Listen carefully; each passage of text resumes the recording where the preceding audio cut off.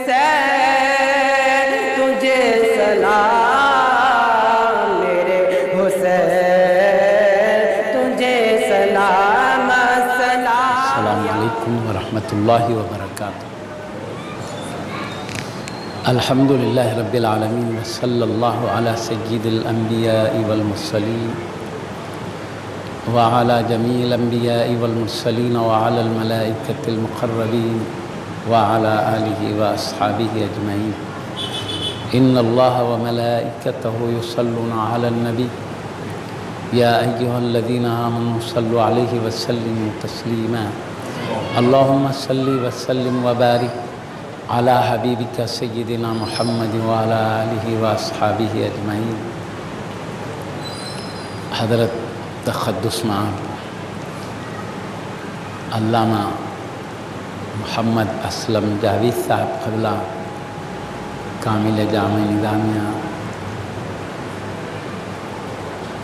و امام و خطیب مسجد حاضہ دامت برکاتہ العالیہ و جمیع معزز مکرم علماء کرام بزرگان ملت دامت برکاتہ العالیہ، قابل قدر جمیع سامعین کرام حفظہم اللہ تعالی۔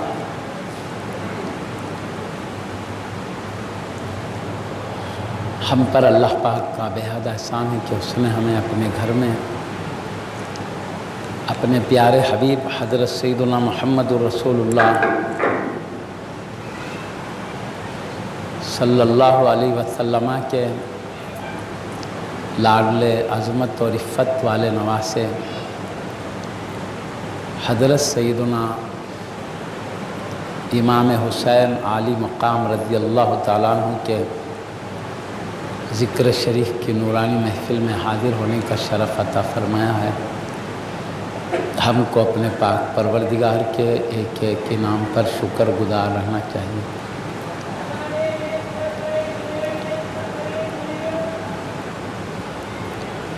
ہم جس عظیم المرتبت ہستی کے ذکر شریف کے لیے جمع ہوئے ہیں،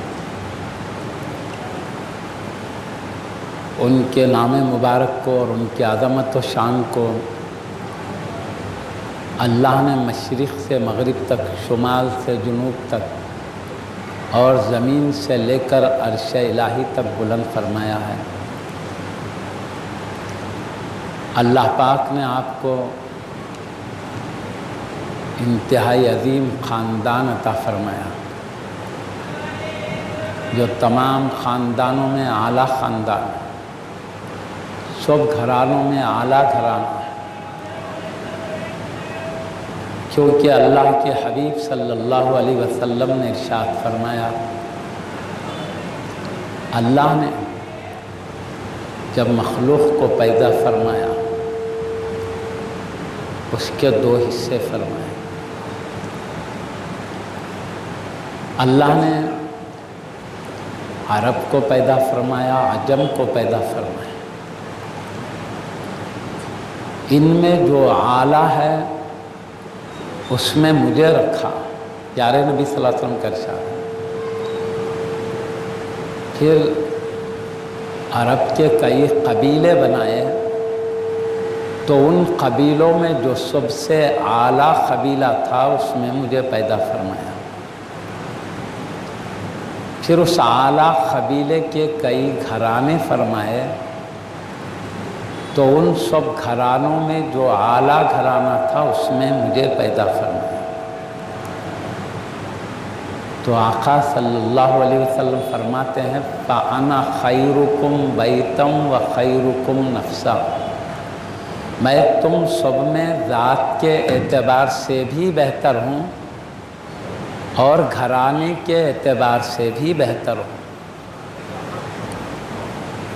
تو اس پیارے نبی صلی اللہ علیہ وسلم کے ارشاد سے معلوم ہوتا ہے کہ نبی کا گھرانہ سب گھرانوں میں اعلیٰ ہے، اور جو سب سے اعلیٰ گھرانہ ہے اسی کے شہزادے ہے حضرت سیدنا امام حسین رضی اللہ تعالی عنہ۔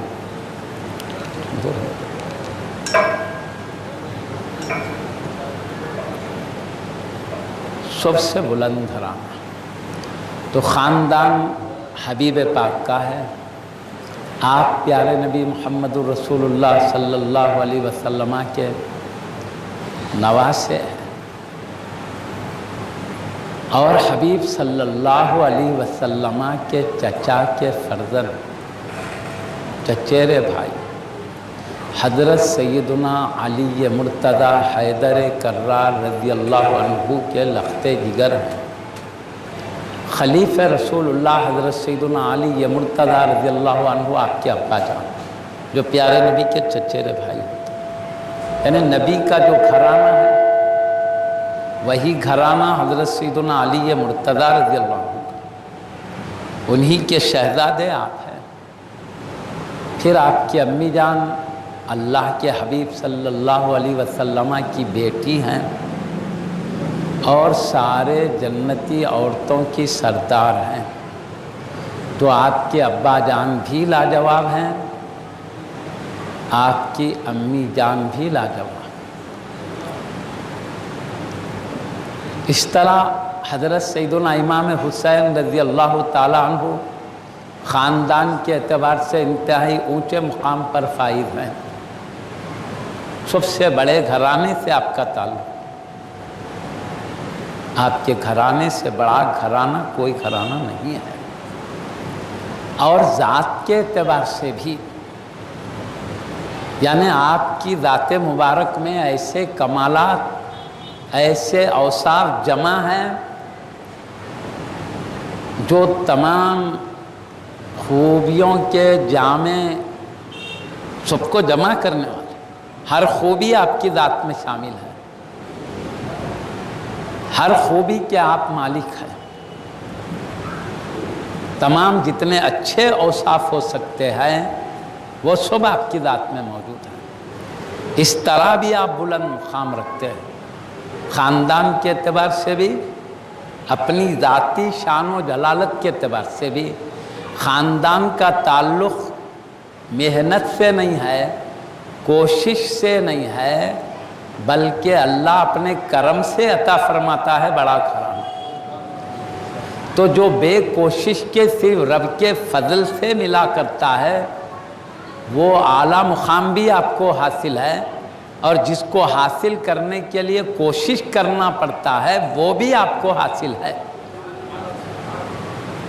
بھائی زہد، تقویٰ، عبادت، ریاضت، یہ محنت کرنے کے بعد مقام ملتا ہے، جس کے بارے میں اللہ پاک قرآن کریم میں ارشاد فرماتا ہے، ان اکرمکم عند اللہ اتقاکم، تم میں اللہ کے پاس سب سے بڑھ کر عزت والا وہ ہے جو سب سے بڑھ کر تقویٰ والا ہے۔ یہ کیا ہے؟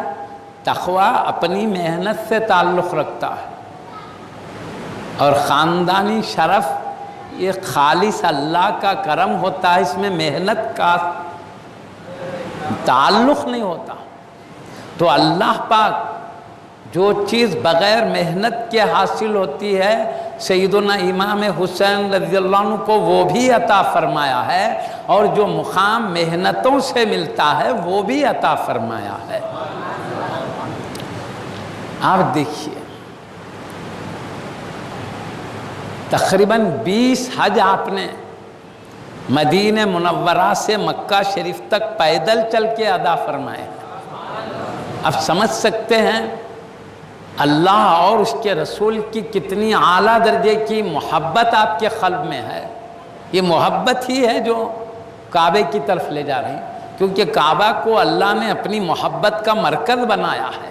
کیونکہ اللہ کو جیسے عام انسان ہے کوئی صورت و جسم میں ظاہر تو نہیں ہوتا دنیا میں، اب اس سے محبت کا اظہار کیسے؟ تو اللہ نے کعبہ کو مرکز بنایا، مجھ سے محبت ہے، میری بارگاہ چاہتے ہو تو کعبہ شریف آؤ۔ تو کعبے کو اپنی محبت کے اظہار کا مرکز بنا دیا، پوری دنیا سے لوگ آتے ہیں۔ کعبہ تو صرف ایک مکان ہے، اصل مقصد رب العالمین کی بارگاہ سے جڑنا مقصد ہے۔ جس نے حجر اسود کو بوسہ دیا گویا اس نے اللہ کو بوسہ دیا ایسا۔ چونکہ اللہ ایسا جسم تو نہیں ہماری طرح، دنیا میں ظاہر بھی نہیں ہوتا، تو اپنے عقیدت کا اظہار کر، تو اللہ وہ رسول کی اتنی اعلیٰ محبت آپ کے قلب میں ہے۔ حج زندگی میں ایک مرتبہ صاحب استطاعت پہ فرض ہوتا ہے، ایک حج ادا کرنے کے بعد اب زندگی بھر کوئی حج ذمے میں نہیں ہے، اب ایک حج فرما لیا ذمہ داری ختم۔ لیکن آپ نے یہ نہیں دیکھا میرے سے فرض ختم ہو گیا ہے، بلکہ آپ کو اللہ کی محبت نے لے گیا ہے کعبہ شریف کی طرف۔ چلو ہوائی جہاز میں اڑ کے گھنٹہ بھر میں پہنچ گئے مدینہ سے مکہ، ایسا نہیں ہے، ریل کار میں ایسا نہیں ہے، آرام سے چلے گئے۔ سیرت میں لکھا ہے پیدل چلتے ہوئے تشریف لے جاتے تھے آپ۔ وہ عرب کی گرمی بھی مشہور ہے، سخت ترین گرمی، پھر ہوائیں چلتی تو ریت کو اڑاتے ہوئے، ہوا بھی گرم، پھر ریت کی جو موجیں آتی ہے اس کی سختی کو برداشت کرنا، یہ تمام اللہ کی بے پناہ محبت ہی ہے جو ان میں سے ان مشکلات سے ہو کر لے کے چلے جا رہی ہے۔ اسی طرح ہر معاملے میں، عبادت کے ہر پہلو میں آپ کا وہی معاملہ تھا۔ میں نے بطور نمونہ مثال کی ایک بات عرض کیا ہے، تو آپ خاندانی حیثیت سے بھی اعلیٰ مقام رکھتے ہیں، اپنے ذاتی کمالات کی حیثیت سے بھی اعلیٰ مقام رکھتے ہیں۔ تمام کمالات کو اللہ نے جمع کر کے آپ کو سارے جنتی جوانوں کا سردار بنا دیا۔ جنت میں ایسے ایسے باصفا لوگ ہیں، ایک سے بڑھ کر ایک تقویٰ والے جنت میں ملیں گے، ایک سے بڑھ کر ایک عبادت گزار ملیں گے، ایک سے ایک بڑھ کر اللہ سے ڈرنے والے، ایک سے بڑھ کر ایک اللہ سے عشق محبت، نبی سے عشق و محبت کرنے والے ملیں گے، ایک سے بڑھ کر ایک کمالات والے ہیں۔ تو ان کمالات والوں میں آپ کو اعلیٰ بنایا، کیونکہ سردار بنانا تھا، اس لیے سب کے کمالات کو آپ نے ایک ذات میں جمع فرما دیا۔ اس طرح اللہ تعالیٰ نے ہر خوبی کا جامع بنایا ہے آپ کو، اور نبی کا خاندان ایسا ہے جن کی محبت کو اللہ نے فرض کر دیا۔ حضرت امام شافعی کا ایک ارشاد ہی ہے کہ اہل بیت کرام کی محبت فرض ہے، اور اللہ نے قرآن میں فرضیت اتارا ہے۔ اس قرآن میں اللہ تعالیٰ نے ارشاد فرمایا قُلْ لَا أَسْأَلُكُمْ عَلَيْهِ أَجْرًا إِلَّا الْمَوَدَّةَ فِي الْقُرْبَى، اے حبیب تم فرما دو میں تم سے حق کا پیغام پہنچانے کا کوئی صلہ اور اجر نہیں چاہتا، میں صرف اہل بیت کرام کی محبت چاہتا ہوں۔ یہ کون؟ اللہ حکم دے رہا حبیب تم اعلان فرماؤ، تو اللہ پاک حبیب پاک صلی اللہ علیہ وسلم کے ذریعے قیامت تک کی امت کے لیے اعلان ہے کہ تم لوگ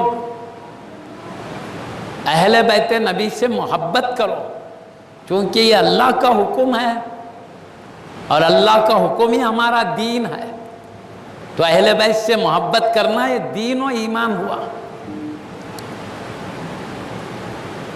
دین بھی یہی ہے، ایمان ہے، جیسے نماز روزے زکوٰۃ حج وغیرہ کا حکم دیا تو ہمارا دین ہو گیا، اہل بیت کی محبت کا حکم دیا تو محبت بھی ہمارا دین ہو گیا۔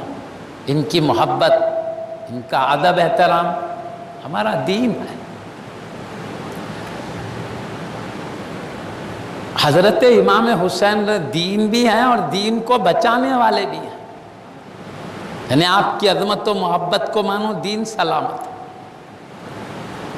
اگر ہمارا سینہ محبت و عظمت سے خالی ہو جائے تو بے دین ہو جائیں گے۔ ان کی محبت دین بھی ہے اور یہ دین کے بچانے والے بھی ہیں۔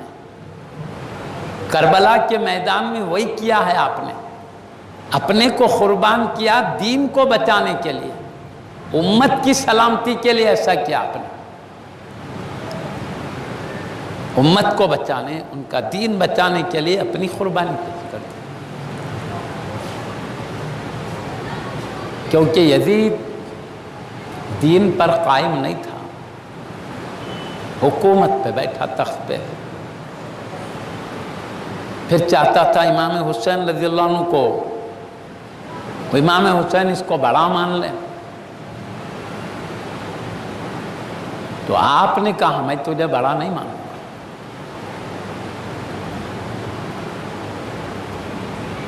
تو یہ ڈر ہو گیا کہ اب ایک بڑی فوج کو بھیجے حضرت کے خلاف، طاقت کے زور سے بڑا منوانے کے لیے۔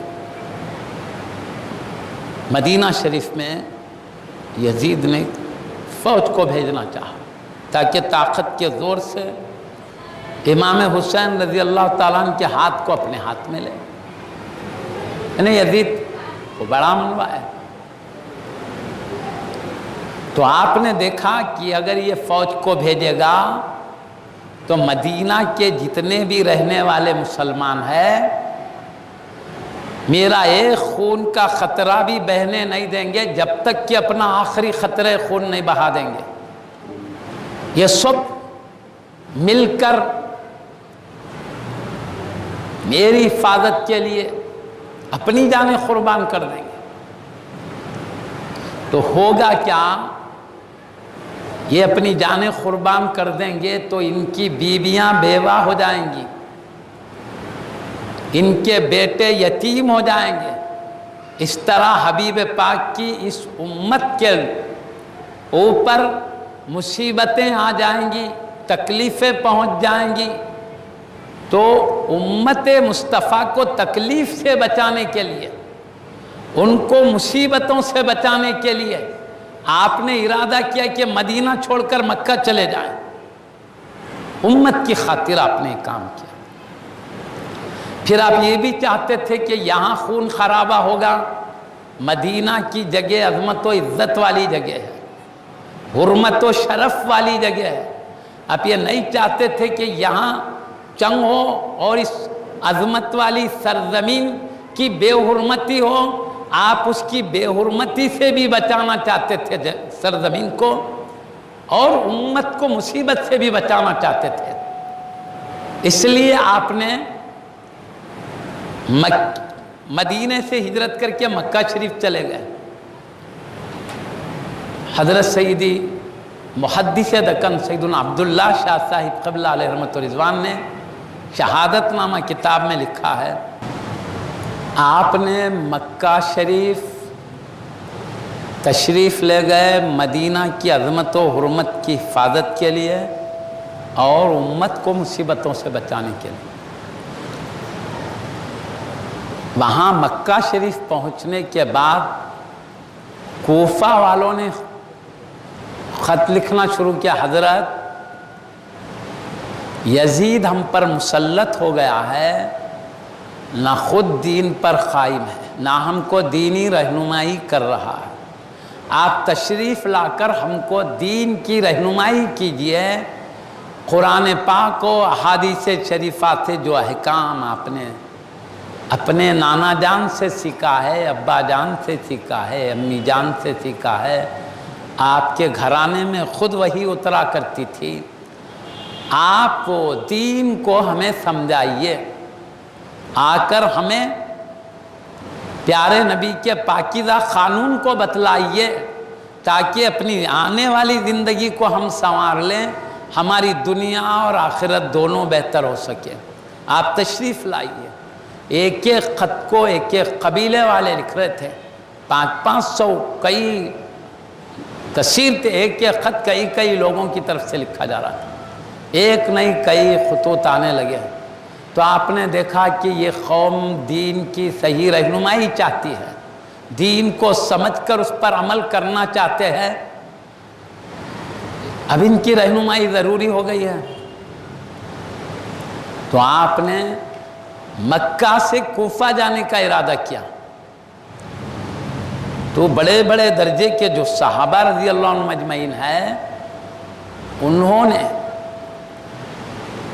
سیدنا امام حسین رضی اللہ عنہ سے معروضہ کیا، حضرت آپ کوفہ مت جائیے، کہیں یہ بلانے والے لوگ دھوکہ نہ دے دیں آپ کو،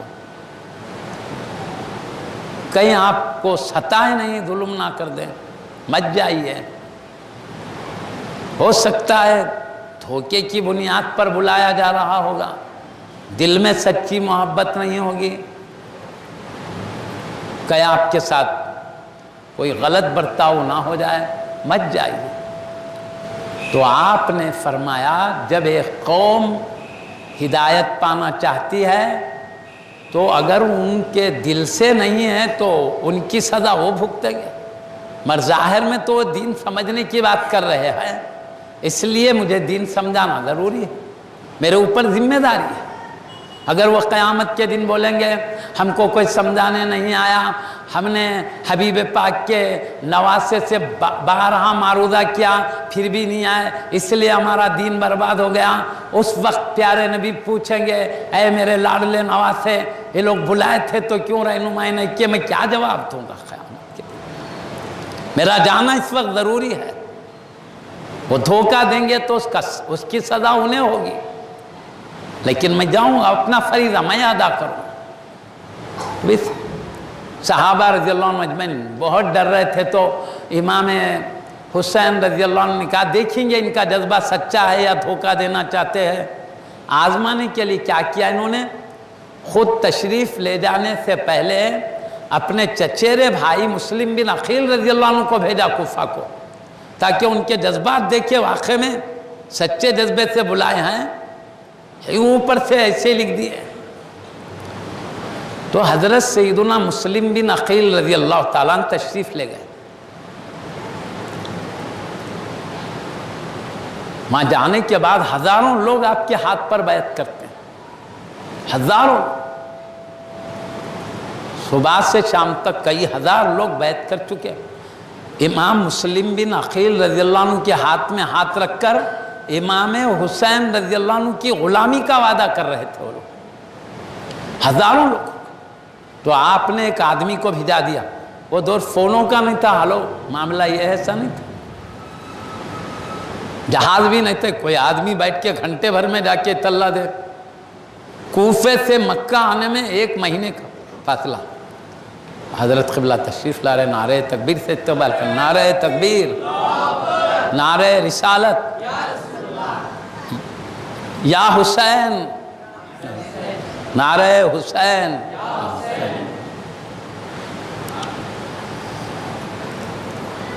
ہمیں حضرت قبلہ بھی تشریف لائیں، حضرت کا بعض نصیحت ہم کو تفصیل سے سننا ہے.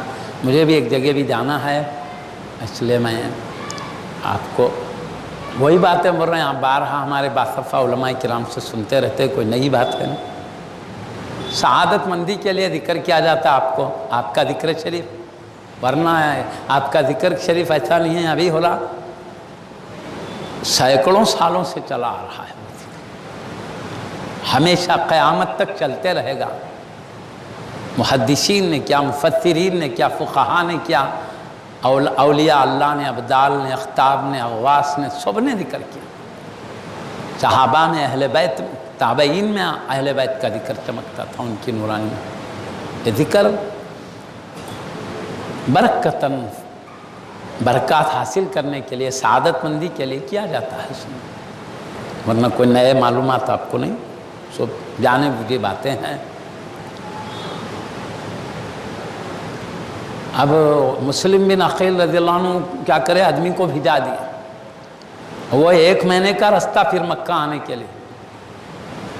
اب وہ ایک آدمی آ کے اطلاع دے دیا کہ یہاں کے حالات بہت اچھے. مسلم بن عقیل رضی اللہ عنہ نے لکھا ہزاروں لوگ آپ کی غلامی کا وعدہ کر چکے ہیں، آپ جلدی تشریف لائیے تاکہ لوگ اپنی آخرت کو بچا سکیں، سنبھال سکیں، ان کی شریعت کی حفاظت کریں. لوگ اچھا جذبات رکھتے ہیں، آپ جلدی تشریف لائیے. بلکہ آدمی کو بھیجے. 1 مہینے کے بعد آیا وہ آدمی. اتنے میں یزید کو معلوم ہو گیا کہ سب امام حسین رضی اللہ عنہ کی غلامی کا وعدہ کر رہے ہیں. یزید ڈر گیا، پھر میرا تخت الٹ جائے گا، سب لوگ حضرت کے ساتھ ہیں. تو ڈر کے مارے ہیں. سازش ایسی ہوئی، حضرت مسلم بن عقیل رضی اللہ عنہ جو اپنے 2 شہزادوں کے ساتھ گئے ہوئے تھے، ان کو دھوکہ دے کے شہید کر دیا گیا. اور خاص بات یہ ہوئی کہ آپ کو اطلاع آئی، فوری آئی، حاضر تشریف لائیے، کیونکہ سب لوگ آپ کے منتظر ہیں. آپ سے دین سمجھنا چاہتے ہیں، تو آپ نے تیاری شروع کر دی جانے کے لیے، اور وہاں سازش ہوئی۔ جس ٹائم پر، جس دن میں حضرت مسلم بن عقیل رضی اللہ عنہ کو شہید کیا گیا، اسی دن حضرت امام حسین رضی اللہ عنہ مکہ شریف سے سفر کے لیے نکل چکے۔ اتفاق ایسا ہوا۔ تو اب آپ تشریف لے جا رہے ہیں، وہاں کا حال بدل گیا ہے، کوفے کا حال بدل گیا، پہلے کی طرح نہیں رہا، سب کو طاقت کے زور پہ خاموش کر دیا گیا ہے وہاں۔ اب یہ حضرت امام حسین رضی اللہ عنہ تشریف لے جا رہے ہیں، وہ خط پڑھ کر آدھا رستہ طے کرنے کے بعد معلوم ہوا کہ حضرت مسلم بن عقیل رضی اللہ عنہ کے ساتھ دھوکہ ہوا ہے، آپ کو شہید کر دیا۔ راستے میں مشورے کے بعد پھر چلنا طے ہوا۔ آپ کوفہ کو پہنچے 1 مہینے کی مسافت طے کر کے، یہاں سے 3 ذی الحجہ کو نکلے تو کربلا کے میدان تک پہنچنے میں 3 محرم آ گئی تھی، کیونکہ ابھی آپ کوفہ نہیں گئے، کربلا کے میدان سے اور آگے جانا تھا کوفہ کے لیے۔ وہی میدان میں 1000 یزیدی فوج پہلے سے پہنچ گئی تھی آپ کو روک دینے کے لیے۔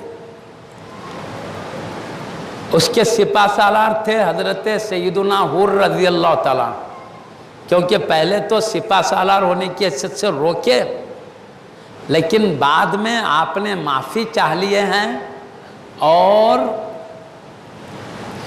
سب سے پہلے جب جنگ اور لڑائی شروع ہوئی تو سب سے پہلے حضرت امام حسین رضی اللہ عنہ کی محبت میں، آپ کی حمایت میں سب سے پہلے یزیدی فوج کے مقابل میں آپ نے ہی جان قربان کی ہے، اس لیے میں ان کا نام بہت احترام سے لے رہا ہوں۔ روکے تھے ایک ذمہ دار کی حیثیت سے، لیکن دل میں اہل بیت کی محبت تھی، ایک فوجی افسر کی ذمہ داری کی حیثیت سے روکے تھے۔ وہ نہیں سمجھے تھے کہ معاملہ یہاں تک آئے گا، جنگوں تک، یہ سمجھے صلح یہاں پہ ہو جائے گی شاید۔ یہ تھا کہ بیعت لیں یا نہیں تو پھر کہیں جانے نہیں دیں گے، تو اس لیے روکا گیا، یا تو یزید کو بڑا مانو یا نہیں تو پھر یہاں سے کہیں جانا نہیں۔ آپ بولے یہ نہیں ہو سکتا، یزید قابل نہیں ہے، دین برباد کر رہا ہے، ہم بیعت نہیں کرتے۔ تو ویسے روک دیا گیا۔ تو اب دیکھیں نئی بیعت کرے اور فوج کو بڑھانے لگا یزید، تاکہ فوج جتنی زیادہ اتنا ڈر کے جلدی بیعت کر لے۔ بہت بڑا ہے فوج، بہت بڑا ہے، ہزاروں کی تعداد میں جب فوج آئی تو بھی آپ نے کہا میری جان لینا آسان ہے لیکن میرا بیعت میرے سے لینا مشکل ہے، میں یزید کو تو بڑا ماننے والا نہیں۔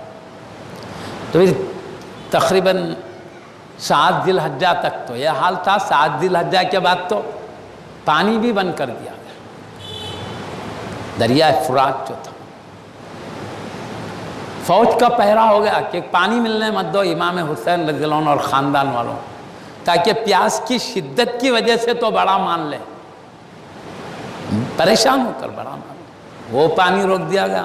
آپ نے کہا ہم پیاسے رہنے کے لیے برداشت کر سکتے ہیں لیکن اپنے ہاتھوں سے دین برباد ہونے نہیں دیں گے۔ تب بھی بیعت نہیں کی، بڑا نہیں مانا یزید کو۔ تو جب 10 محرم آیا تب لڑائی شروع ہوئی۔ امام حسین رضی اللہ تعالیٰ عنہ کی محبت میں سب سے پہلے جنہوں نے روکا تھا انہوں نے ہی آ کے معافی چاہے، کہا مجھے نہیں معلوم تھا کہ یہاں تک بات پہنچے گی، لڑائی تک آ جائے گی بات، مجھ سے غلطی ہو گئی، معاف کر دیجئے۔ معافی چاہا، اس کے بعد معافی عطا ہو گئی، کیونکہ یہ خاندان وہ ہے، پیارے نبی ہی کا تو گھرانہ عفو درگزر کی تعلیم دیا ہے، اسی گھرانے سے تو امت کو عفو درگزر کی تعلیم ملی ہے۔ تو جس خاندان سے عفو درگزر، وہاں سے عفو درگزر کیسے نہیں ہوگا؟ کہ میں نے معاف کر دیا۔ اس کے بعد کہا حضرت میں جیسے غلطی کیا ہوں روکنے میں، میں چاہتا ہوں سعادت مندی کے لیے سب سے پہلے میں ہی آپ کے قدموں پر جان لٹا دوں۔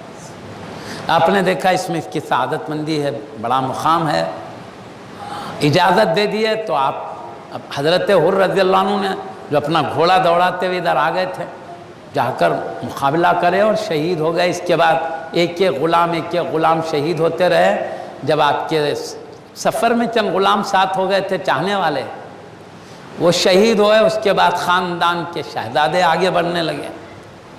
شہزادے جب شہید ہوئے، حضرت سیدنا امام زین العابدین رضی اللہ عنہ وہ بھی جانا چاہتے تھے میدان میں لڑنے کے لیے، لیکن آپ بیمار تھے، اٹھنا بیٹھنا مشکل تھا۔ تو آپ نے کہا آپ کو اٹھنا بیٹھنا مشکل ہے، دشمن سے لڑ کیسے سکو گے؟ پھر بات یہ ہے، ہمارے خاندان کی کئی عورتیں ہماری شہادت کے بعد یہ خاندان کو حفاظت سے گھر تک پہنچانے کا بھی مسئلہ ہے۔ تمہارا رہنا اللہ کی حکمت ہی ہے کہ خاندان کی نگہبانی کرتے ہوئے لے جا سکتے ہو۔ پھر یہ ہے کہ پیارے نبی نے جو مجھے علم عطا فرمایا ہے، شریعت طریقت وغیرہ کا جو علم ہے وہ تمہارے سینے میں ہے، وہ امت تک پہنچانا ہے، یہ بھی ذمہ داری ہے۔ اور پھر تم سے ہمارا خاندان پھیلنا ہے، ہماری اولاد تم سے کثیر تعداد میں پھیلنے والی ہے، تمہاری ذات سے کئی کام ہیں، علم بھی پھیلنا ہے، اولاد بھی پھیلنا ہے، خاندان کی نگہبانی بھی ہے، اور پھر تم کمزور لڑنے کے لائق بھی نہیں ہو، اس لیے تم ٹھہر جاؤ۔ اس کے بعد خود امام حسین رضی اللہ عنہ میدان میں آگے آئے، آ کے جتنا سمجھانا تھا سمجھائے، بولے ابھی بھی موقع ہے، تم معافی چاہو، ہم معاف کرنے کے لیے تیار ہے، میں سفارش کروں گا تمہاری رب کے دربار میں، اب تک جو کچھ قصور ہوا معاف کرنے کی۔ بہت نصیحت کی، سنگ دل قوم تھی، سیاہ دل ہو چکا تھا، کوئی نصیحت ماننے تیار نہیں۔ تو آپ نے کہا کم سے کم سمجھو کس کو شہید کرنا چاہتے ہو؟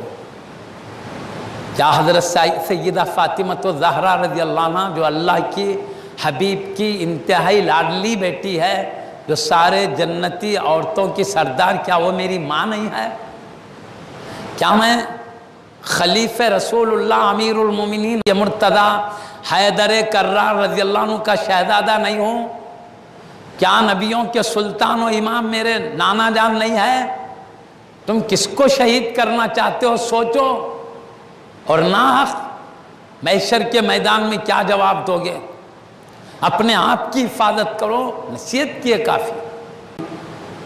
لڑنے تیار ہوئے تو بولے آؤ پھر لڑنے کے لیے، وہ کوئی آنے بھی ڈر رہا، کیونکہ آپ کے فن سے سب واقف تھے، آپ حیدر کرار رضی اللہ عنہ کے شہزادے ہیں، آپ کے مقابل میں کسی کو ہمت نہیں، انتہائی تجربے کار ہستی ہیں،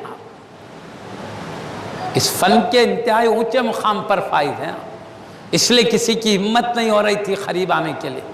آپ خود یزید فوج میں گھسے اور تلوار لے کر چلانے لگے تو جدھر گزر جاتے ادھر ناچے پڑ جاتے تھے، جدھر سے پلٹتے ادھر ناچے پڑ جاتے، کسی کی ہمت نہیں تھی کہ قریب ٹک سکے۔ اس لیے تاریخ کی کتابوں میں لکھا ہے کہ آپ کے جتنے نشانات زخم ہیں سب تیر کے، ایک بھی تلوار کا نشان نہیں، کیونکہ تلوار قریب آ کے لڑنا پڑتا ہے تلوار سے، جو بھی قریب آتا اس کو جہنم میں پہنچا دیتے تھے، ذرا حرکت کرتا اس کو ختم، حملہ کر کے اس کو وہیں ختم کر دیتے۔ انتہائی آپ اس میدان کے شہسوار تھے، اس لیے دور دور سے جو تیر چلا رہے تھے انہی تیروں کے زخم کی وجہ سے آپ کے بدن سے جو خون رسنے لگا، وہ سب خون جب بہہ گیا تو آپ زمین پر گر پڑے گھوڑے سے، تب شمر لعین آ کر آپ کے سینے پر بیٹھا، بیٹھ کر آپ کو شہید کرنا چاہا۔ تو آپ اس کو بولے کیا دن ہے؟ کہا جمعہ کا دن ہے۔ تو آپ نے فرمایا ظالم، پوری دنیا میں خطیب صاحبان ممبروں پہ ٹھہر کے میرے نانا جان کی شان و عظمت بیان کر رہے ہیں، اور تو انہی کے نواسے کی گردن کاٹنا چاہتا ہے، کچھ تو اللہ سے ڈر، حیا کر، نصیحت کی۔ وہ شہید کرنے پہ بالکل پکا ارادہ کر لیا تھا۔ آپ نے کہا ٹھیک ہے، کم سے کم مجھے 2 رکعت نماز تو پڑھ لینے دے۔ وجہ کیا ہے؟ وہ جمعہ کا دن تھا، جمعہ کی نماز بغیر جماعت کے ادا نہیں ہو سکتی، جماعت ضروری۔ وہاں جماعت کا تو کوئی مسئلہ نہیں تھا حضرت۔ آج جمعہ کسی وجہ سے نہیں پڑھ سکے تو اس کا بدل ظہر پڑھنا ہے، اور ظہر کے ہے 4 رکعت نماز۔ اور حضرت امام حسین رضی اللہ تعالیٰ عنہ کربلا کے میدان میں آپ کی شان ایک مسافر کی تھی، اور مسافر کو 4 نمازیں 2 ہو جاتے ہیں، 2 ہی پڑھنا پڑتا، تو آپ 2 رکعت جو پڑھنا چاہتے تھے وہ ظہر کے خسر تھے۔ تو آپ نے اتنے زخموں کے اندر اتنی تکلیف میں بھی نماز کو نہیں چھوڑا ہے، تو کم سے کم ہم آقا کے غلاموں کا طریقہ یہ ہونا چاہیے کہ اپنے آقا کی اداؤں کو نہ چھوڑے۔ وہ تو زخموں اور تکلیفوں میں بھی نماز کو نہیں چھوڑے، کم سے کم ہم پنکھوں کی ٹھنڈی ہواؤں میں تو پڑھنے کا مزاج بنائیں۔ بہرحال جب اتنی تکلیفوں میں بھی نماز نہیں چھوڑے تو آپ کی عبادتوں کا کیا مقام تھا ہم اندازہ نہیں کر سکتے۔ دن کے فرائض سے ہٹ کر راتوں میں تہجد جو حبیب پاک کی پیاری سنت ہے، امت کے لیے وہ فرض نہیں نفل ہے، وہ بھی آپ ادا کرتے تھے، دن میں بھی رات میں بھی، اور دیگر کسی عبادت میں بھی لے لو، آپ سب میں آگے نظر آتے تھے۔ اس طرح آپ نے اس سختی کے موقع پر بھی نماز کو نہیں چھوڑا۔ آخر آپ نے اس نے کہا پڑھ لو، تو آپ کھڑے ہوئے 1 رکعت پڑھے، سجدے میں جاتے ظالم گردن پہ وار کر کے شہید کر دیا۔